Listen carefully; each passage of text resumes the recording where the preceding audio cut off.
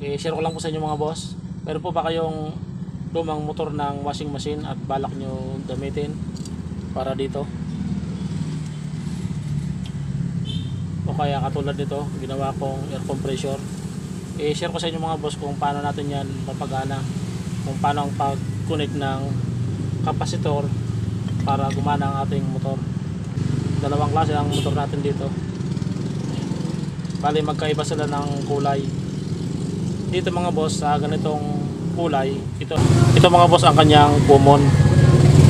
Ito naman na dalawa, dito i-connect ang kapasitor. Ayan, yung red tsaka blue, dyan yung kapasitor. Ito yung nakakonect doon sa timer.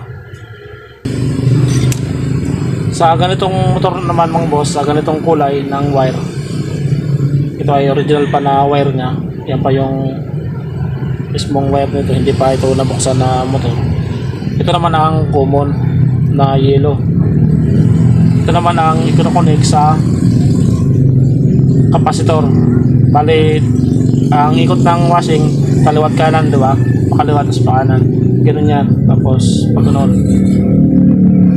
Sa una niyan mga boss, ang may supply niyan, pag ganun ang ipa-supply niyan. Bali ito ang magkakaunang power. Kaya pag ganun ang ikot niyan, ang sunod ito. Pag ganyan naman. Ganito mga boss ang pag-connect ng kapasitor. Meron tayo ditong extra na power cord. Kung hindi na original ang kanyang wire, nabuksan na o kaya binago yung wire, kailangan na natin dyan mga boss ng tester. Hanapin natin dyan na ang kanyang common at yung running. Ngayon bago natin dyan i-connect, lagay muna natin ng fuse. Ito mga boss ang fuse.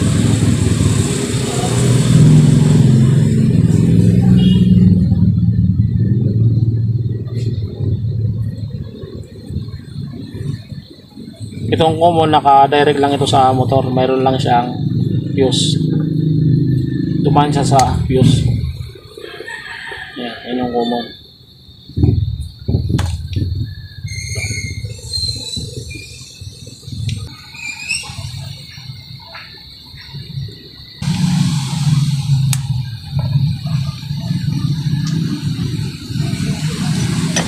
Ito mga boss, dito naman natin ilagay ang kapasitor. Ito ang kapasitor. Kapag ganito mga boss ang kapasitor, dalawang gamit yan. Isa sa dryer at isa sa dito sa wash motor. Yung sa wash motor, itong number 10. Ayan, number 10. Ito naman na number 4. May number naman yan dito. Ay dito. Ito number 4 para ito sa dryer. Ito ang kakabit natin.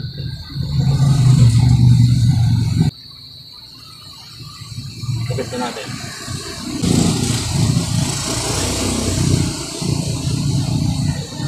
Sa pagkabit nito mga boss na kapasitor, pwede yan baliktaran. Bali pwede yan magkabaliktad. Ito pwede ilagay rito. Ganun din yan. Paganyan. Basta itong number 10. Kapag inilagay mo ito rito, paganyan ang ikot yan.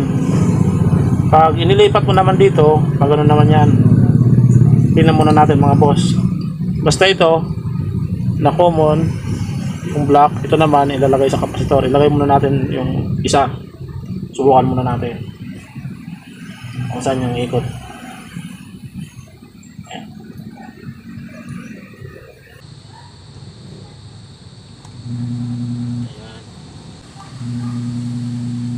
Ayan. Pag ganun. Kasi yung isang wire running andito. Ngayon ilipat naman natin dito. Tangina ikot yan pag ganun. Ilipat naman natin dito yung isang wire. Sa pag lipat yan mga boss, kailangan i-discharge muna natin ang kapasitor kasi meron yan power, meron yan kuryente. Siguraduhin lang natin na naka-unplug. Pagbago pa meron pa siyang power.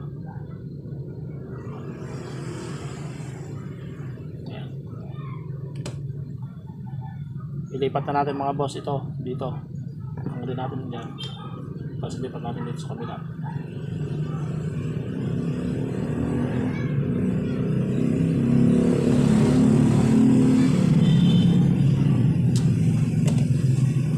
Kanina mga boss, yung ikot nito pag ganon, pag ganyan. Ngayon inilipat na natin dito sa red. Kanina dito nakalagay sa blue. Itong isa, itong common, naka-permanente lang yan mga boss, naka steady lang siya dyan sa common, itong black na wire. Ito lang ang inililipat, depende na lang sa gusto na ikot, kung pa ganyan o pa ganito. Testing na natin yan mga boss.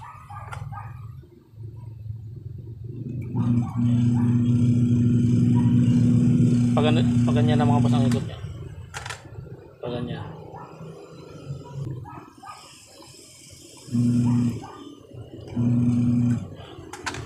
Pag ganyan. Tignan nyo.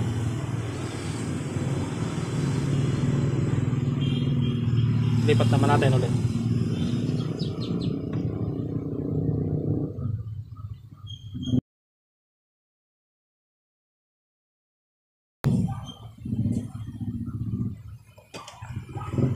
Bago natin hawakan yan, kailangan naka-unplug yung ating main plug ito. Yan. Ililipat mo lang yan kung saan mo gusto na ikot ng motor ng washing.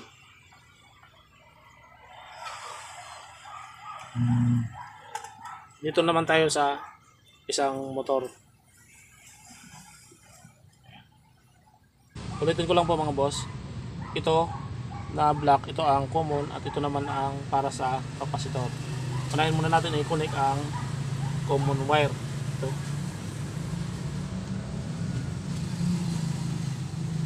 Mayroon ulit tayo fuse.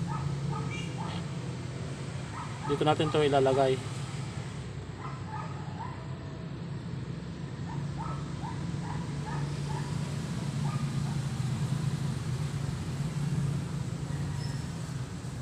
Kung iba ang kulay ng wire ng motor, kailangan natin dyan mga boss ng tester para malaman natin kung saan yung common tsaka yung running wire.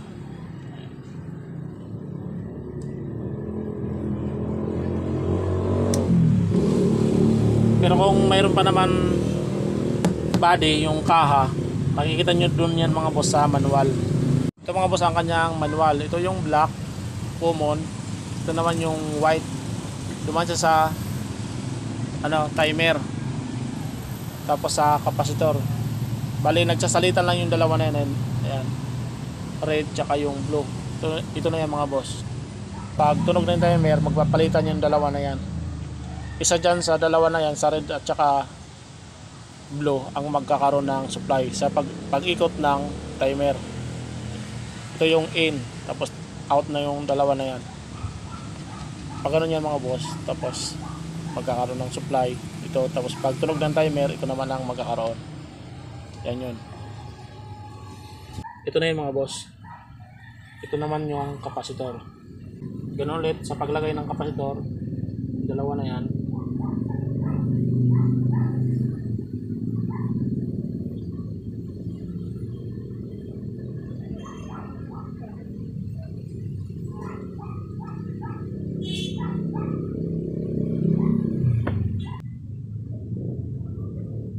Ito lang mga boss, ito yung common at ito naman na white, ito ang ikukunik mo. Depende dyan sa dalawa na yan. Kaya mayroon timer kasi ang una magkaka-power ito.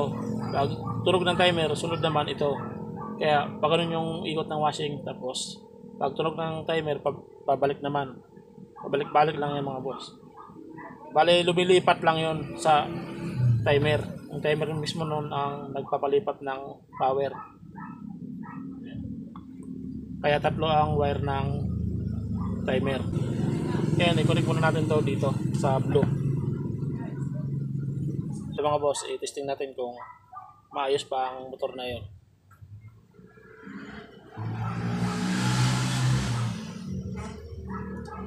Yun. Ito mga boss, gumagana pa.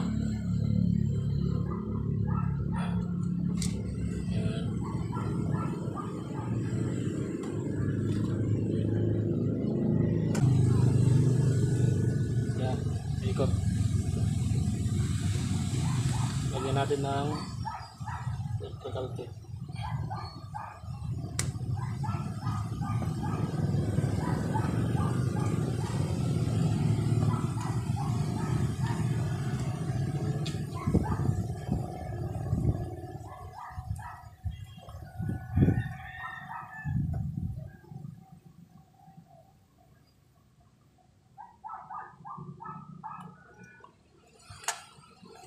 Pag baliktad naman natin yan mga boss, lipat naman natin dito sa kabila.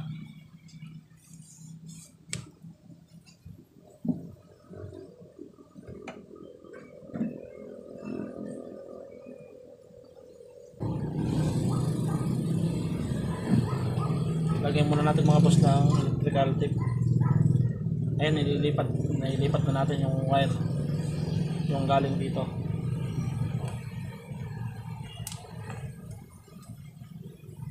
Baka matumba, umikit.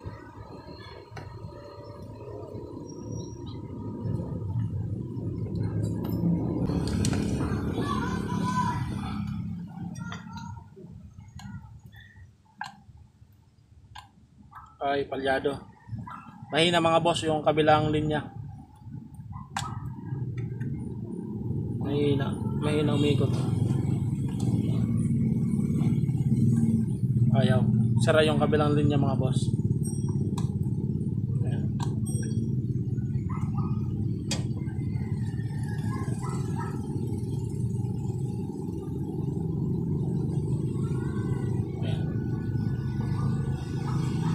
Ayan mga boss, mahina umikot yung kabilang linya.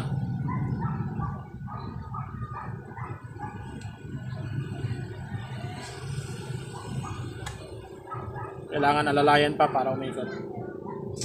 So ito, dalawa lang siya rito. Yan yung pwede rin ilagay dito.